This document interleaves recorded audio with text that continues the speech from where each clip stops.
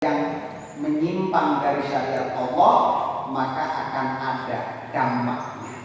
Baik syariat Allah yang kaitannya dengan makanan, syariat Allah yang kaitannya dengan pola ibadah. Siapa saja. Nah, inilah ayat ini menggambarkan tentang orang-orang kafir, ya. Orang-orang kafir, kita tahu orang-orang yang ingkar terhadap rububiyah Allah. Walilladzina kafaru bi rabbihim, ya. Rabbihim, rububiyah itu salah satunya kaitannya dengan al-khaliq, penciptaan. Ya. Jadi orang-orang yang ingkar terhadap Rabb yang menciptakan, ya, maka balasan bagi mereka di akhirat nanti adzabu jahannam. Ya. Jadi kasus, ya, ada kan sebuah buku, jadi kasus-kasus orang yang akan masuk neraka jahanam, kasus-kasus orang yang akan masuk neraka sa'ir. Itu ada.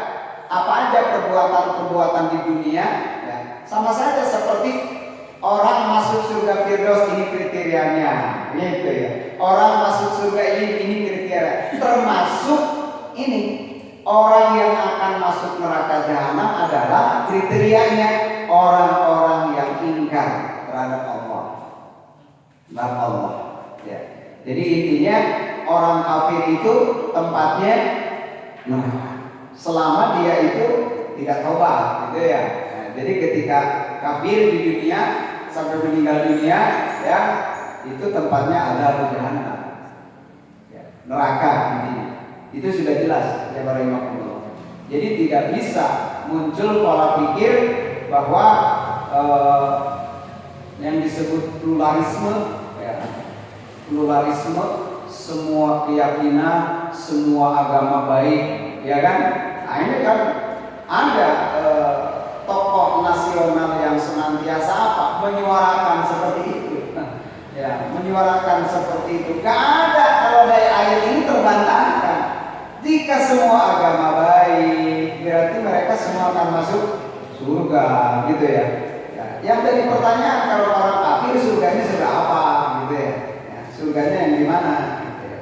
Ya, jadi jelas, ya. Ayat ini membantah, ayat ini clear bahwa tempat orang kafir itu nar jahannam.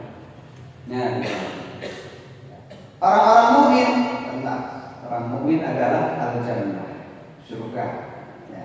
Inilah yang harus kita yakini, pahami, bahwa setiap keyakinan, setiap sulukian, perilaku baik dan buruk, semua ada sanksinya. Kalau yang buruk, ya, kalau yang baik, semua ada janji dari Allah Subhanahu wa taala. Ada janji, ya.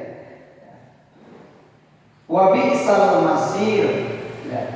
Seburuk-buruk tempat kembali itu adalah an-nar, neraka. Ya. Atau sebaliknya, sebaik-baik tempat kembali surga. Jadi jamaah rahimakumullah, ya, dalam kondisi, ya, kondisi wabi'sal masir ini, ya tentu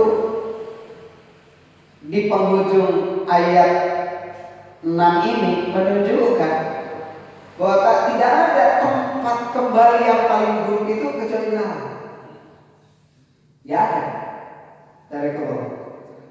Jadi ketika kita di dunia, ya, di dunia mendapatkan tempat kembali misalnya berantakan, ya, tapi tetap nggak ada tempat kembali yang paling buruk itu melebihi buruknya neraka. Ya.